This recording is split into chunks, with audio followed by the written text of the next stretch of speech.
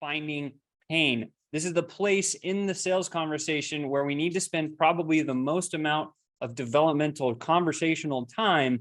And the way to get started is using the speed bump of no return. Today, we're going to talk about how to close sales without feeling sleazy.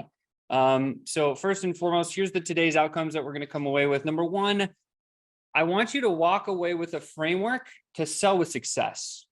Most people don't have a framework to sell with success. And so once you have the framework, it's really easy to improve upon. If you don't have one, today's going to be a great foundational session for you. If you already have one, there's going to be some things that you might be able to hack. You can hack the system here, copy these patterns exactly, and you will succeed.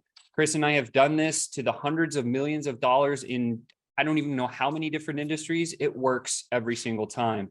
Lastly, you're going to understand what's missing or what's potentially missing from your exact selling process that you're currently using, and you'll be able to add to your process to improve whatever it is that you're doing. So I'm going to start with the problem. You've been duped, right? And what do I mean by that? Well, you probably, like just to show of hands really quick, like how many people played sports when they're younger, or some sort of sport or event when they're younger? Everybody did, right? So the idea here is think about your sport that you played. For me, it was baseball. Now, if I were to go play baseball and I didn't understand the frameworks of like the foul blinds, and I didn't understand how you got to run the bases in this way instead of going back this way, like I was going to mess up all the time. Fast forward when we bring this into business, the problem is you're the entrepreneur, you're the visionary, you might be the operator, right? And your job is to grow the business. Now, growing the business is a big, ambiguous thing. They never tell you that you have to figure out how to set up all the infrastructure and the tech for the delivery. They never tell you how to go and find leads. They never tell you how to nurture those leads. And most of all, most people are so busy doing all the other stuff that they don't have time to dive in and learn how to actually close deals. And so what the problem is that it wasn't your fault when you came into entrepreneurship, you came into business ownership, you didn't realize that you're going to need all these frameworks and all these systems. And when you don't have those systems, it leads to symptoms like this. Your sales cycle becomes longer than necessary. It feels like you're banging the head against a wall, right? You're not going to have any consistency in the ability to consistently close deals. There's going to be a lack of predictability, meaning you have, maybe there's some sales that are coming, but you're just ambiguous. You don't know what's happening. And then this leads to no sales velocity, which leads to frustration, burnout, overwhelm, all of these other things that we don't like as entrepreneurs. And so the secret here is the outcome is what you're going to want is a process, because if you didn't build your own process, specifically when it comes to converting in sales, you inherited one. I wanted to share the one you most likely inherited if you've never learned formally professional selling. This is the system that you probably defaulted to: lie, steal, lie, hide. Let me explain it in a very simple story. Let's say you and your spouse are going to buy a big screen TV at Best Buy. So you guys go to Best Buy and you go in the door. And of course, the happy sales guy walks up to you and says, "Hey, can I help you?" "Nah, just looking," right? That's lie number one. "Nah, just looking." That's the typical response that comes out of it. And sales guy says, "Okay, well, let me know if you have any questions," right? And then immediately you say to the sales guy, "Well, actually, could you show me the big screen TVs? I'm interested in those." "Sure, yeah, come on, let's go to the back of the store." In the process, your spouse leaves and goes to the other side of the store so you can divide and conquer or play that game with the sales professional. He takes you back to the televisions and you're looking at all these TVs and you choose the two that you're like really excited about. And you say, "Tell me more about these two televisions." And you go all the way through all the features and benefits. And the sales guy just does this banged up job in talking tech jargon and telling you how good it is and the LED and all the stuff that comes with the TV. And you're like, "Thank you, thank you, thank you." And you're writing down all this stuff. You're stealing all of the information from the sales guy. And he goes at the end with the classic line, "Well, what do you think?" And you look at him, and you're like, "Oh, well, this is great. But I actually don't make decisions without my spouse. He's on the other side of the store. Let me go grab him. We'll come back and we'll move forward and check out with this television." They just lied to you. So first they lied, "No, just looking." Then they said, "Hey, give me the information on the TV." They stole all of your information as the sales professional. And they come back, "I don't make decisions without my partner." And they lied to you again because they probably already looked on Amazon. They figured out which TV they're going to buy. And then they go find their spouse and they say, hey, honey, I got all the information. I know exactly the TV we're going to go buy. We don't need to buy it from Best Buy. We're going to go get it on Amazon and save ourselves a bunch of money and not deal with any hassly salespeople. And they hide, they run out the store, and you never see them again. This is the process that you inherited if you did not build yourself your own selling system. Now, there's a lot of books out there. There's a lot of other things out there, but I'm actually going to teach you how to go through what we call the resolution. This is the FlowChat Ascension method. It's for a perfect sales call. It's all to do with scriptless selling. You can tell when we're talking to somebody and they're reading lines, right? Like everybody can tell that. So this particular session is going to walk through all the major components. We'll call these check boxes. And this is how you can grade how good your sales calls are if you have a check in every one of these boxes as you're going through, because we've dissected over 50 different selling systems and distilled it down to all of them have these 7 steps in them. That's why it's so powerful and it works every time. So as we get started here, I'm going to start with the first one. I'm going to walk through giving you everything you need to know in order to execute on this today.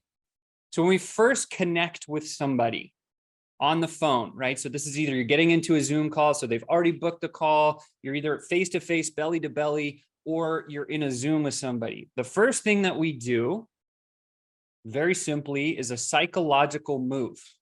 We want to adapt how we're presenting ourselves to mirror and match the person across the table only for the first 90 seconds.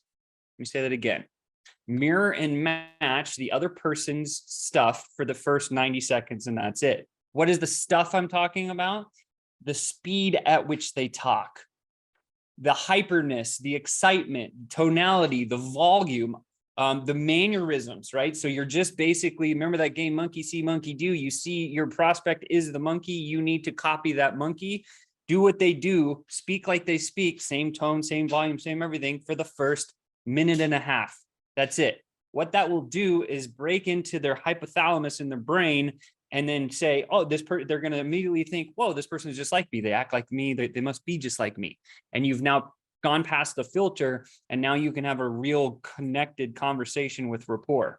A couple of lines that you can share in there very simply would be something like, hey, what's good? You know, or how's life? What's shaking? What part of the country are you in? Like, these are types of questions. Throw out little tiny questions and see how they act for the first couple of minutes, and then mirror and match that. That's why we have those questions in the process. Once we've done that, we move on to the next part of the conversation. We need to set up what we call the rules of the game, or set an agenda for the actual sales call that we're going into. When I put this into my sales process, my close is boosted by 36%, okay? Just because the prospect then would have clarity on where you were going during the sales conversation. We use this analogy called game, the rules of the game. The first one is I'm grateful. The second one, I'll just go through them, is ask. The third one is me. And the last one is end, right? So this is how we use this analogy. So after you said, hey, how's it going? Where are you from? And you've mirrored and matched that person for the first 90 seconds in the sales conversation, you say something like, okay, here's what I want to do today. First of all, I'm grateful that I have the chance to connect with you. Thank you for the time. Pay a compliment. Very powerful. Today, during the conversation, I'm going to ask you a few questions about how you're operating your business, what you're doing. You probably have some questions for me that I'd be happy to answer. But then at the end, one of two things usually happens. We're either going to go this direction where I can solve your problems, or I'm going to give you some sort of a referral at the end. Does that sound like a good agenda? And then they're going to say yes. And now they've already started that yes momentum. They've agreed to what you're going to be doing in the next 30 minutes of them with the sales call. The last thing I always add here is the timeline. You still have about 20, 30, 40 minutes to talk today. Yes. So now I'm trying to build a little bit of yes momentum where I'm getting them to say yes a couple of times. But this is the format of how to set up the agenda for the sales call. And it can be very quick. You just heard how I did it. Once we've done that, it's a quick transition into what we call finding pain. This is the place in the sales conversation where we need to spend probably the most amount of developmental conversational time. And the way to get started is using the speed bump of no return. Here it is. Take a picture of it. Once you've established connection and rapport, you set up the agenda for the call. We dive into these 3 questions using the speed bump. Hey, why'd you get into what you do? Right? And then they're getting emotional about why they do what they do. Well, where are you trying to take your business? Oh, I'm trying to do this and this and this. Oh, that makes a lot of sense. Like, what's the biggest speed bump that's holding you back? This is the speed bump question of how you can dive right into the pain conversation. And they're going to say, oh, well, I'm stuck here. I'm stuck there. I'm stuck wherever they're stuck, right? You can prompt them by saying, hey, you don't struggle with this, or you're probably not frustrated with that. Like, try to find something in an area of where they kind of get stuck. Once you find that area, we drop that one pain that we just found into what we call the magic 8 questions. Take a picture of this too, right? Chris shared this the other day. Here's what we call the magic pain funnel. It's the Sales Ascenders or FlowChat pain funnel here. First is, tell me more about that. So you say, hey, are you what's the big speed bump that's holding you back? It's this thing. Oh, well, could you tell me more about that? And they say, yeah, sure. Da, da, da, da, da. Well, could you be more specific and maybe give me an example? Yeah, or maybe you don't need to get an example. Sometimes you can skip this question, but a good one to have in there. Next one is, well, how long have you been struggling with that? Or how long has that been a problem for you, right? What we're doing here is we're pretending to be the psychiatrist in the sales conversation, that doctor mentality. And they say, well, it's been a problem for this long. Oh, man, whatever they say, it could be short or long, right? We say, well, what have you tried to do to fix it, right? Because you want to analyze what they've actually tried to do to fix the problem. And of course, did that work? So those questions there, the what have you tried to do about that? And did that work? I hang there quite a long time in the sales conversation. So they're like, hey, I'm looking for leads. Well, what have you tried? Well, I tried this and I tried that and I tried, well, how did that work? Oh my gosh, well, it didn't. Like, oh, well, what else have you tried? Have you tried reading a book? Have you tried this other coach? Have you tried these things? And you're just throwing idea after idea after idea at them. And they're like, yeah, no, I didn't even try that. I didn't even think of that. Oh, okay, well, cool. Well, let's go back to the things you have tried. We go to the next one. How much do you think that's cost you? And now they can say, well, I've spent this much, I spent this much. And now we're starting to gather data on how when we move into the budget step of the sales process, right? So, and then of course, how do you feel about that, right? Now what we're doing is we're taking them from the top of funnel here, tell me more about that, down into what we call emotional impact, because you're going to have, people are going to say, I'm frustrated with this.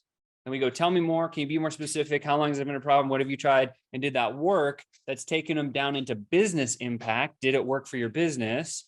How much does it cost you? And then it's, how do you feel about that? It's dropping them even further into an emotionally impacting spot where they say, well, no, this sucks. I really want to fix it. Well, you haven't given up trying to deal with this, have you? No, I want to fix it. That's why I'm talking to you. And you've taken them from a very light frustration through a business problem into a personal impacting zone where they'll be completely emotionally open to say yes to you. Okay. So the deeper you can get into the pain funnel with somebody, the more emotional they'll be, the faster they will pull the trigger to buy. Right. And so once we've done that and we've established they have one major problem that we can solve, or maybe 2 or 3 even, then we do a transition out of pain into the next stage that looks like this. We just simply summarize, confirm, and transition. Okay, Chris, let me see if I got this right. Based on what I heard you say, you're ready. We agree that you are struggling with how to find the right quality leads and convert them. You've tried a bunch of things that haven't worked, including hiring a coach, but you haven't given up because you understand that solving this will move your business to the next level. Did I miss anything? And he says, no, that's exactly right. Perfect. Can we talk about the budget that's necessary to actually fix that problem?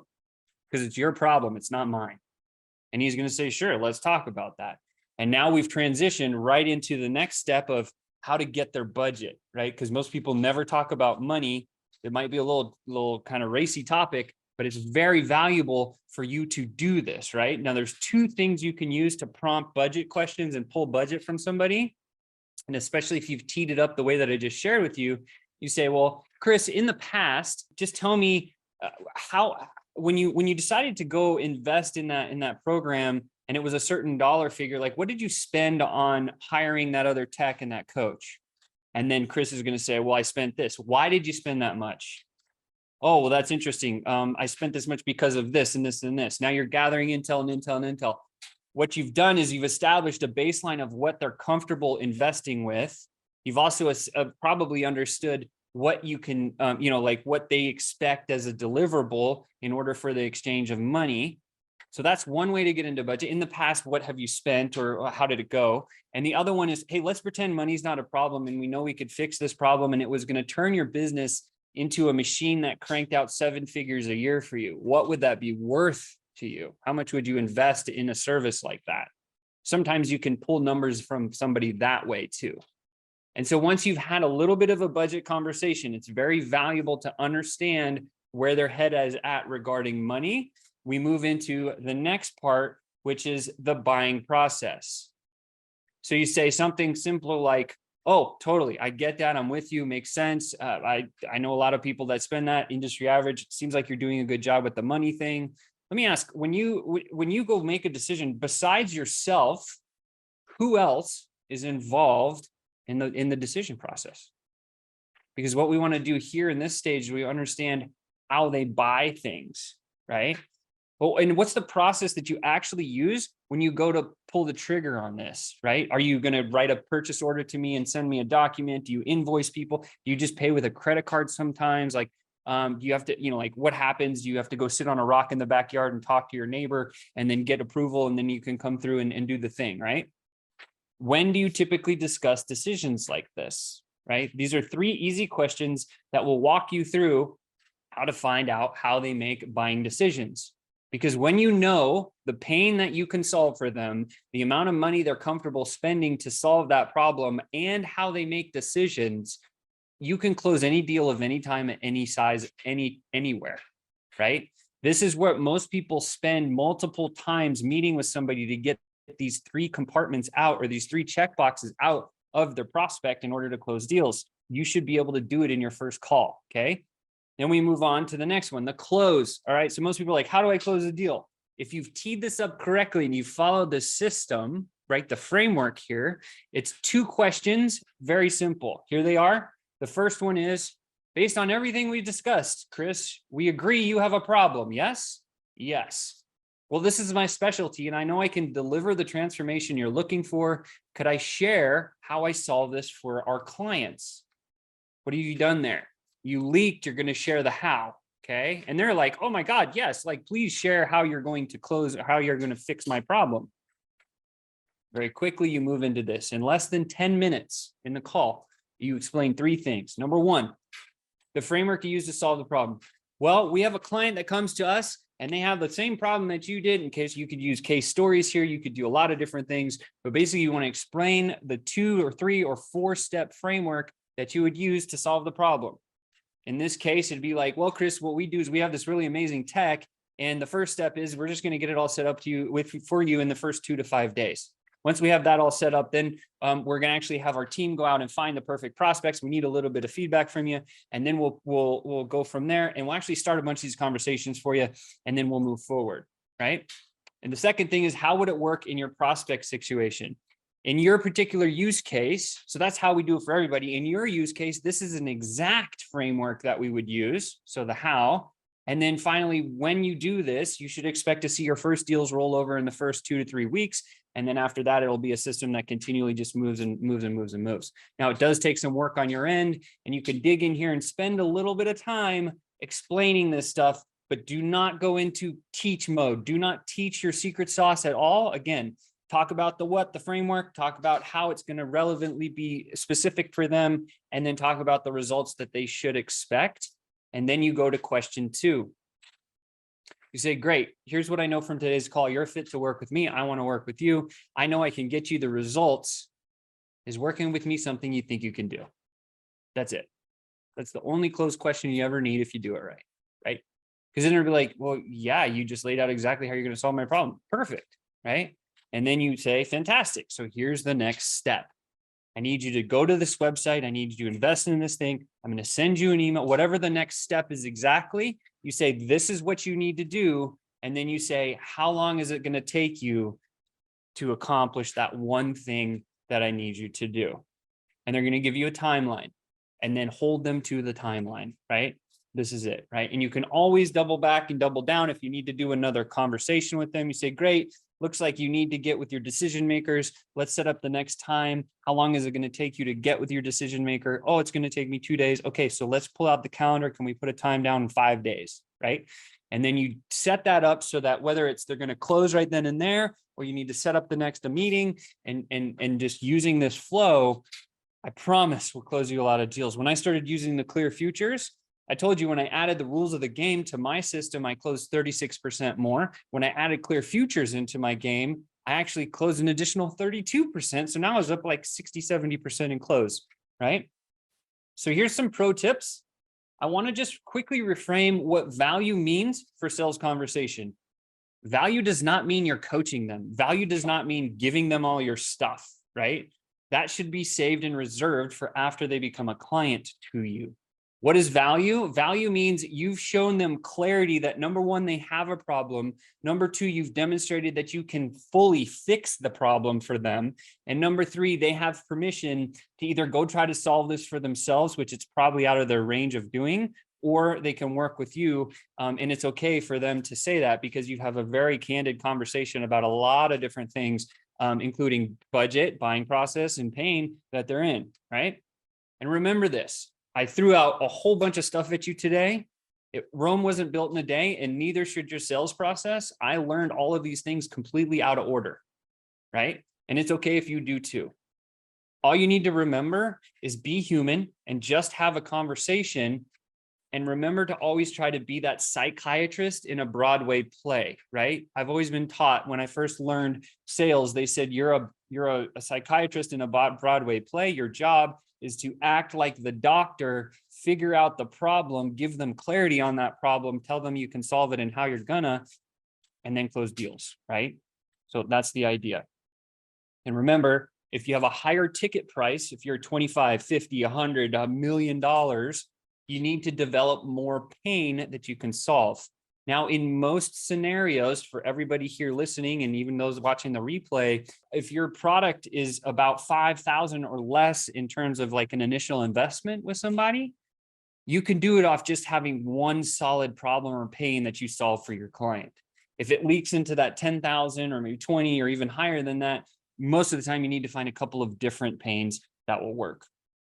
So today's results, what you've just achieved is number one, you now have seen and you have a winning framework to play off of. Yes, I'll give you a link to these slides so that you can go through them and use them at your will.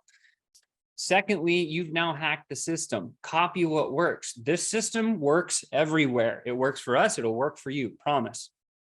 And now you know what to add to your process. See, maybe you already had a little bit of a sales process. Maybe you didn't have one at all, but if you had a little one, and you're like, oh, I'm missing the rules of the game, or maybe I should just put the clear future in, or dang, I really suck at getting the budget part out, or I didn't even think to ask how they make decisions. That's interesting, right? Whatever that one thing was that was an aha for you today, take that one thing and go practice, right? Because your mission is to use FlowChat to generate opportunities to talk with people.